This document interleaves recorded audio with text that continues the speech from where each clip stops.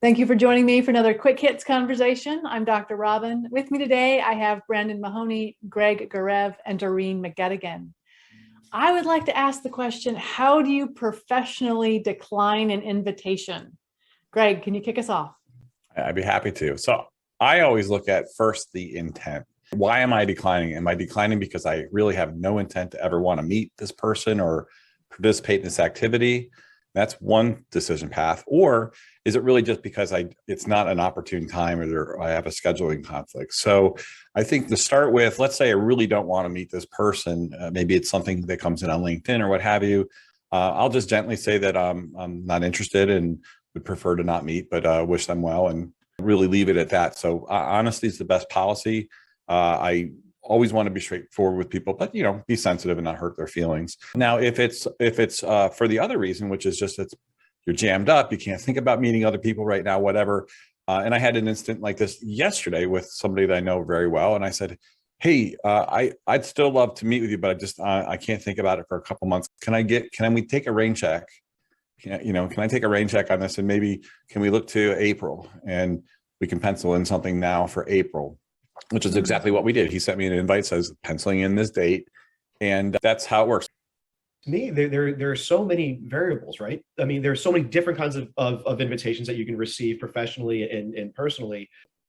My school of thought is always just respond right away. Whether you're accepting the invitation or you're declining it, sooner you get to it, the better. And if you can decline it in a way that's like, if it's not for me, I'll try to be nice and I'll try to introduce somebody else, or I'll say, hey, you should reach out to this person instead. But to me, it's what I don't like is if someone turns down an invitation that I've sent out, is if they wait and wait and wait and then at the last minute tell me that they're not interested.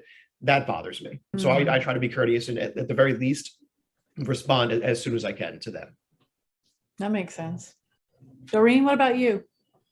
This has always been really hard for me because I like everybody and I want to talk to everybody and meet everybody and work with everybody. But I just, the time factor is really huge. And I guess after being in business for so many years now, I just realize I just kind of have to say no to, I would think, oh my goodness, this World Series winning baseball player wants me to ghostwrite his book.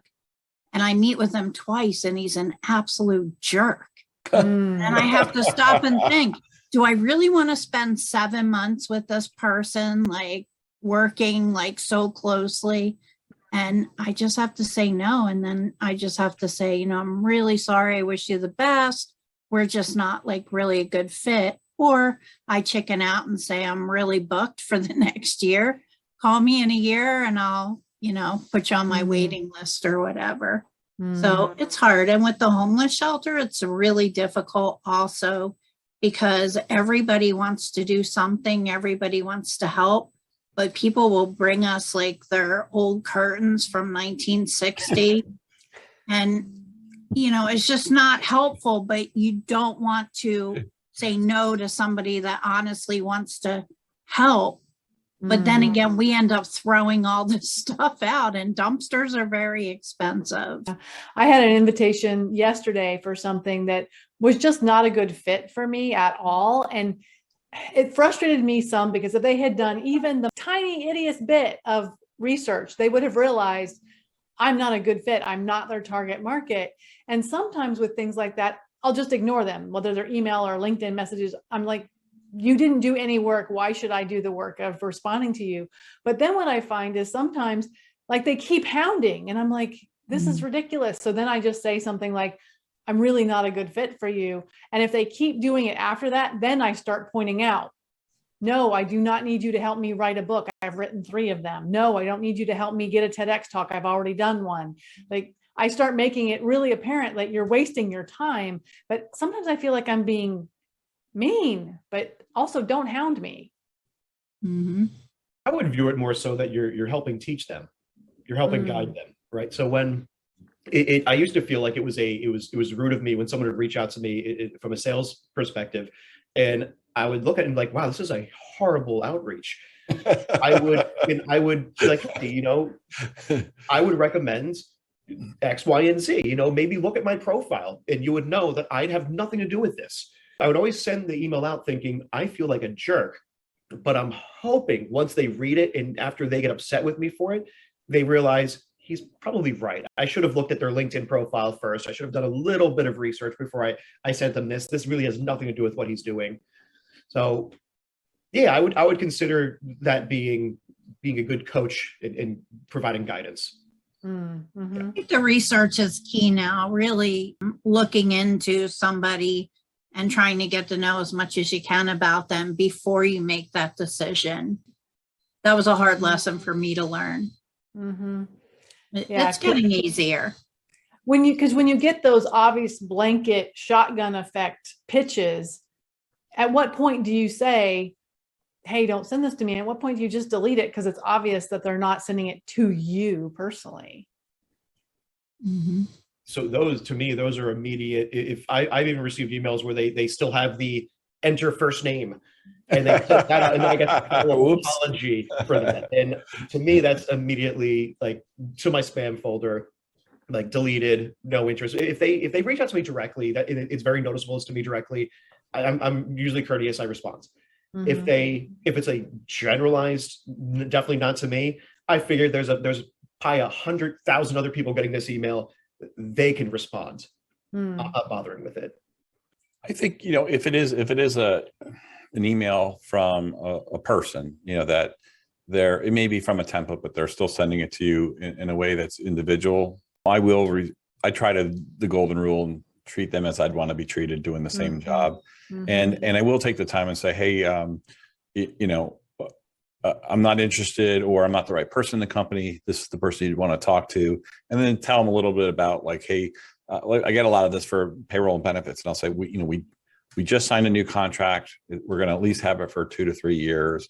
We're not going to be reevaluating this for a couple of years. So, well, can I call you in 30 days? Like, no, no, not really. Not maybe in two years from now, you can put a tickler in there and that's when we'll be in the market. But please not sooner than that, Right. Yeah.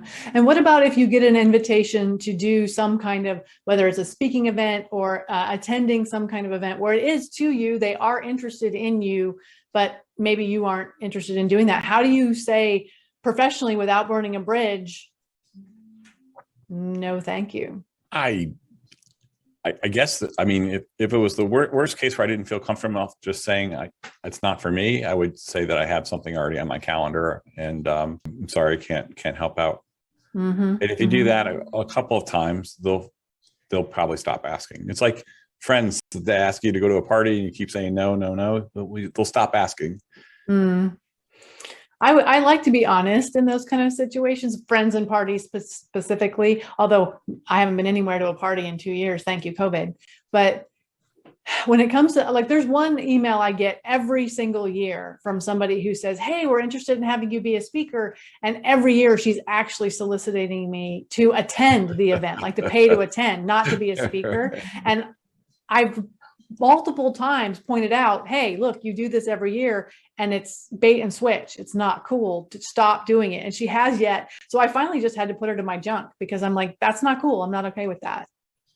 Yeah. Or somebody that asks you to come speak at a conference in San Francisco and they're not willing to compensate you in any way.